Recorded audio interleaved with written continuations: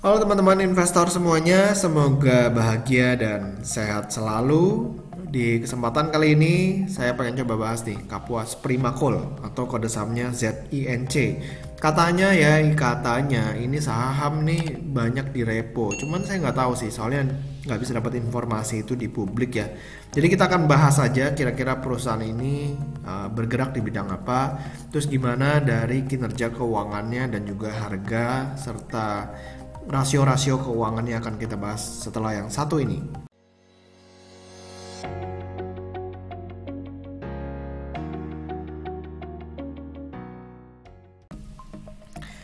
Nah, jadi kalau misalnya kita lihat dari websitenya kapuasprima.co.id, ya saya buka annual reportnya. Di sini kita bisa ngelihat bidang usaha dari si perseroan atau ZINC ini. Jadi dibagi menjadi tiga besar, yaitu pertambangan biji besi dan galena. Lalu juga ada konsentrat timbal dan yang terakhir adalah konsentrat seng. Nah, ini kode-kodenya ada FE, ada PBS, ada PB dan juga ZN. Nah, lokasi pertambangannya ada di Desa Bintang Mengalih, Kecamatan Belantikan Raya, Kabupaten Lamandau, Provinsi Kalimantan Tengah. Ya, jadi kalau dengan pelabuhan jaraknya ini cukup jauh sebenarnya, sekitar 190 km. Jadi bayangin perlu jalan 190 km itu sekitar 3 sampai 4 jam kali ya, atau 5 jam mungkin ya. Dari site itu untuk ke pelabuhan. Jadi cukup jauh sih menurut saya kalau dilihat dari sisi infrastrukturnya seperti itu. Lalu kalau dari izinnya ya, ada IUP operasi produksi ya, ini seluas 2100 hektar. Ini masa berlakunya masih sampai tahun 2037, jadi masih lama banget ya expirednya. Terus ada juga IUP operasi produksi seluas 3469 hektar. Nah, ini baru expired tahun 2032, jadi masih lama juga, sekitar 12 tahun dari sekarang ya, tahun 2020. Nah, lalu kita akan melihat produk dari perseroan. Yang pertama adalah biji besi. Nah, biji besi ini sumber utama besi yang dibutuhkan oleh industri besi dan baja global. Nah, biji besi ini dipergunakan untuk memperkuat baja yang merupakan fondasi industri yang kuat. Lalu yang kedua ada konsentrat timbal atau PB. Jadi galena atau merupakan biji utama timbal ya, dan ditambang di banyak negara. Nah, timbal ini merupakan salah satu jenis logam yang banyak dibutuhkan dan banyak digunakan pada baterai ya. Pada baterai, selubung kabel, manufaktur mesin, galangan kapal, industri ringan, oksida timbal, proteksi radiasi dan industri lainnya. Jadi kegunaannya banyak banget. Nah, cuman di sini yang menarik adalah banyak digunakan pada baterai. Nah, jadi mungkin kalau misalnya mobil listrik itu booming, permintaan akan timbal ini akan meningkat cukup lumayan. Lalu ada konsentrat seng, ya ini biji utama dari seng dan sering ditambang untuk campuran kadmium, indium, gallium dan germanium. Wah, ini bahasanya udah bahasa dewa nih buat saya ya. Jadi kalau seng ini dapat dibuat menjadi berbagai paduan dengan banyak logam lainnya. Dan biasa dipakai untuk pembuatan mobil, konstruksi, perkapalan, industri ringan, mesin, peralatan listrik, rumah tangga, baterai, dan industri lainnya. Lalu yang terakhir ada konsentrat perak. Nah, perak ini adalah salah satu dari kelompok logam mulia yang menjadi salah satu komoditas yang banyak ditambang di banyak negara. Nah, perak ini hadir dan berasosiasi dengan timbal yang dikenal dengan galena. Perak umumnya digunakan ya buat perhiasan, medali, dan juga mata uang. Nah, selain itu perak juga digunakan sebagai bahan katalis dan juga bahan pembuatan sel surya. Nah, sel surya ini juga menjadi sorotan juga ya, karena kedepannya orang-orang pengen pakai yang namanya renewable energy dan sel surya ini salah satunya gitu. Serta umum digunakan di industri fotografi, elektronika, dan industri lainnya. Ini sekilas tentang zinc ya. Lalu kita bakal lihat dari websitenya mereka. Ini produk-produknya ya. Ada biji besi, Lalu di bawahnya juga ada timbal dan juga zinc. Padahal namanya ini PT Kapuas Primakol. Saya berharapnya pertama, oke ini perusahaan batu bara ya, coal kan batu bara, tapi ternyata lebih ke biji besi, timbal dan juga zinc. Nah kalau bisa kita lihat dari public expose-nya, ini lokasi dan perizinan dari si zincnya ya. Jadi izin lokasi pertambangannya 5569 hektar, izin eksplorasi 5848 hektar. Nah lalu ini 2037, 2032 tadi udah sempat kita bahas.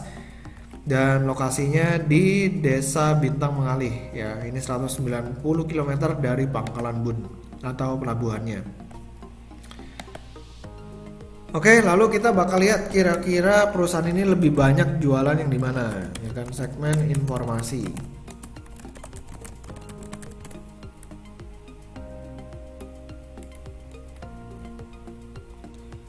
Nah, ini dia ya.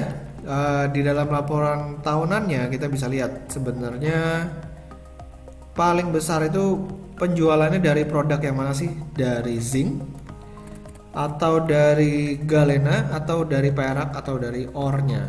Nah kalau misalnya kita lihat dari sini, zinc ini atau yang kodenya ZN ini penjualannya bisa mencapai 474 miliar ya, jadi sekitar lebih dari 50% dari total penjualannya itu datang dari zinc. Lalu yang kedua terbesar adalah galena dan juga perak ya, PB dan AG. Dan yang paling kecil ore. Nah ini kodenya FE ya.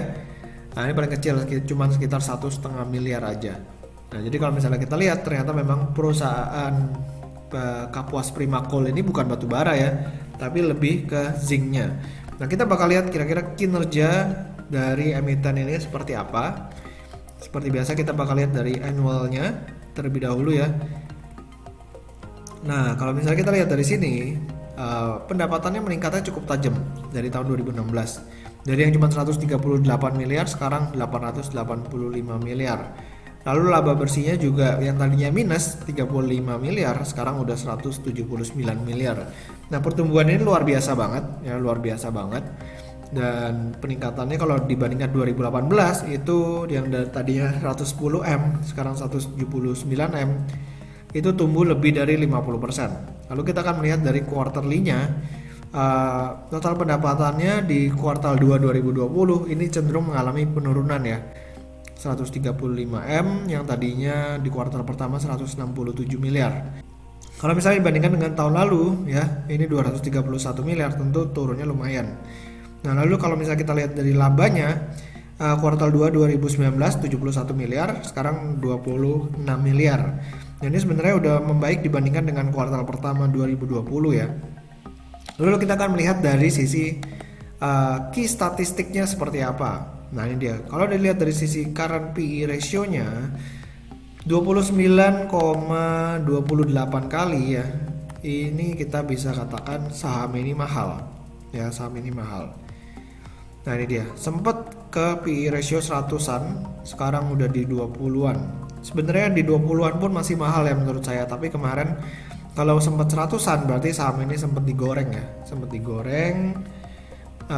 Mungkin jual prospek ya, jual mimpi, jadi harganya tinggi ya, cukup tinggi ya, sekitar 100 bahkan lebih dari 50 nih PE ratio-nya. Lalu kita bakal melihat dari sisi price to book value ratio di 3,95, ini juga cukup premium untuk saham sekelas zinc ini ya. Dan kalau misalnya kita tarik 5 tahun terakhir ya, ini dari tahun 2018 ya mentoknya, ini PBV-nya juga sempat 20-an dan sekarang di 3,95. Kalau belajar dari historinya, sekarang itu udah paling rendah ya di 3,95. Cuman kalau misalnya kita lihat secara angkanya, 3,95 itu masih termasuk premium ya.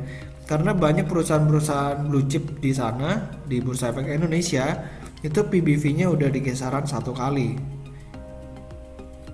Nah, jadi kalau misalnya kita perhatikan dari solvency rasionya, karena rasionya 1,59 kali ya, masih sehat, dan DER-nya juga cuma 0,24 kali. Jadi masih oke lah, kemungkinan bangkrutnya kecil ya kalau misalnya kita perhatikan di sini. Nah, lalu kita akan melihat dari sisi dividennya. Apakah perseroan ini membagikan dividen?